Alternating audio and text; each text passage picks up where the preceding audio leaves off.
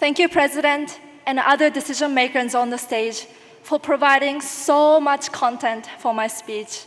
It was really difficult to choose which stories to tell.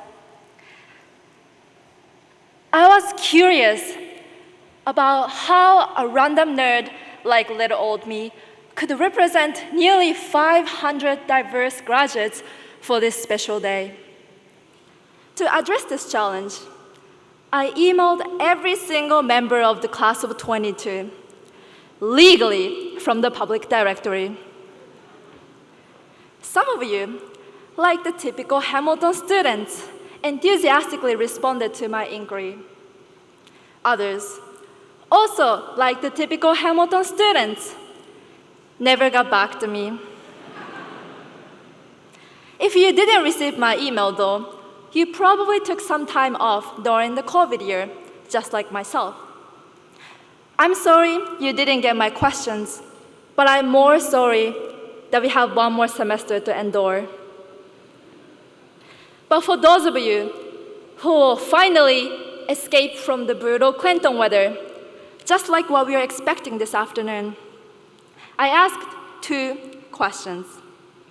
1, what is the most rewarding change you have experienced at Hamilton?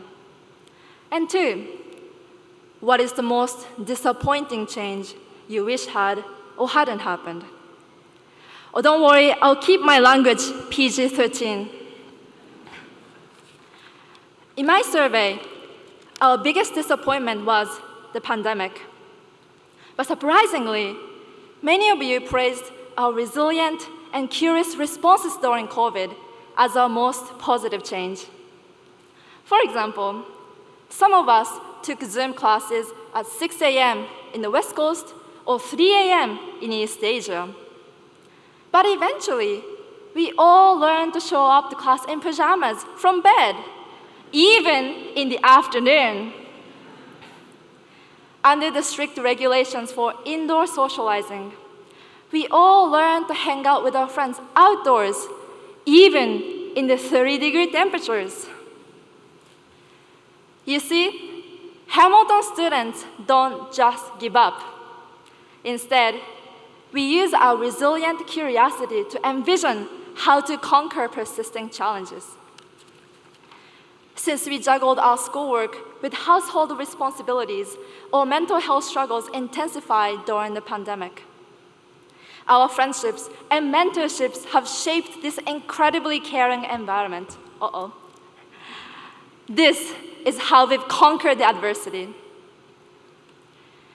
Having gone through such chaos demonstrates just how strong our class has become, both individually and collectively.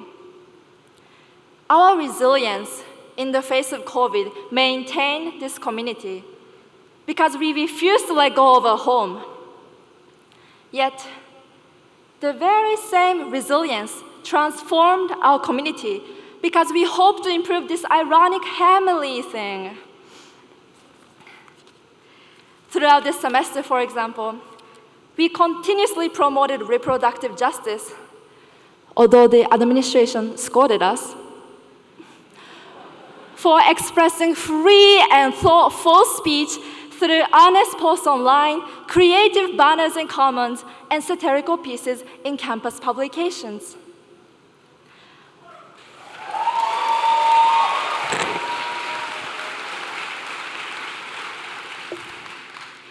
Rather than forcing an oversimplified common ground, we wisely applied the liberal arts principles of critical thinking and effective communication, which Hamilton proudly celebrates, especially in its marketing materials. In this way, our fearless, resilient curiosity always pushed us to question the status quo and seek systemic change. Because Hamilton removed the Boston policy after our class, a large group of students, alumni, and faculty fought for transparency about this decision. Because Hamilton refused to divest its $1.5 billion endowment from fossil fuel companies, hundreds of us went on strike for climate justice.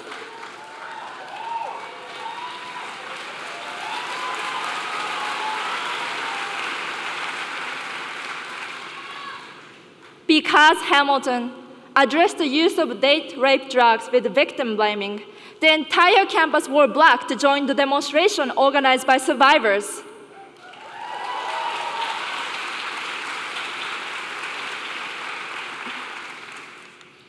At first, we didn't even know what kind of change was needed. Yet again, our resilient curiosity inspired us to ask critical yet compassionate questions.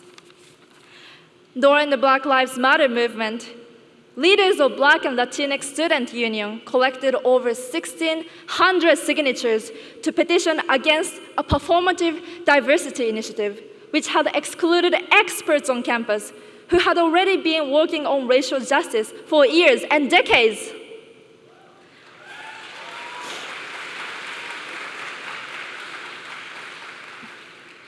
This past March, nearly a quarter of the school filled the library to learn about targeted and organized faculty harassment within our community and US higher education, about which the administration has yet to make a public statement.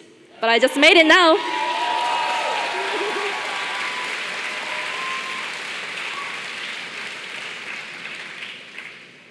Even in preparation for this commencement, HIAP scholars have updated an obsolete commencement tradition by surveying hundreds of students in an effort to have our multilingual names pronounced correctly.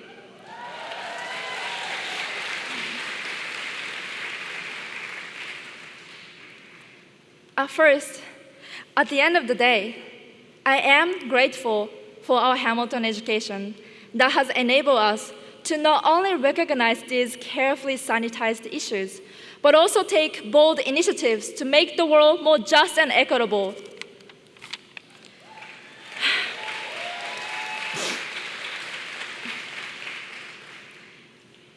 And more importantly, we all care about Hamilton enough to make it better, not just for ourselves, but for those who are dear to our hearts. Black female anthropologist and author Zora Neale Hurston wrote, "There are ears that ask questions and ears that answer." Our 4 years at Hamilton were ones that asked resilient and curious questions. Some are personal. Where should we take our lives after knowing thyself? How should we stay in touch with our lifelong friends and mentors? Other questions are systemic. How will we make finance more sustainable and fix white supremacist education?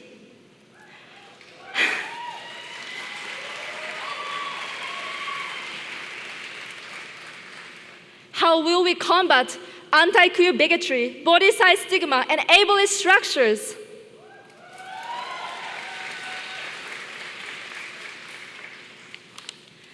We also asked deeply reflective questions too. Am I good enough?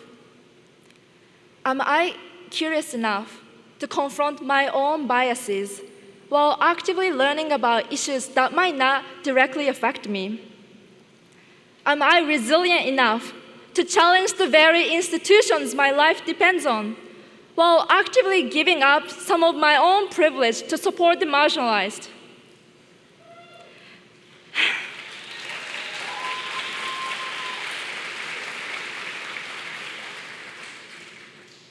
In fact, I'm not sure yet. After all these years at Hamilton, we still might not know compelling answers to these uncomfortable yet necessary questions. And most likely, we will keep finding unexpected and more complex questions in the real world. But this community has given us every tool and every reason to bravely venture into discomfort.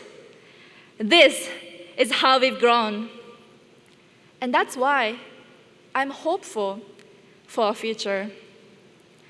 I'm hopeful because I've seen our resilience enhance this community with our relentless questioning. I'm hopeful because I've seen our curiosity challenge us to take nothing at face value.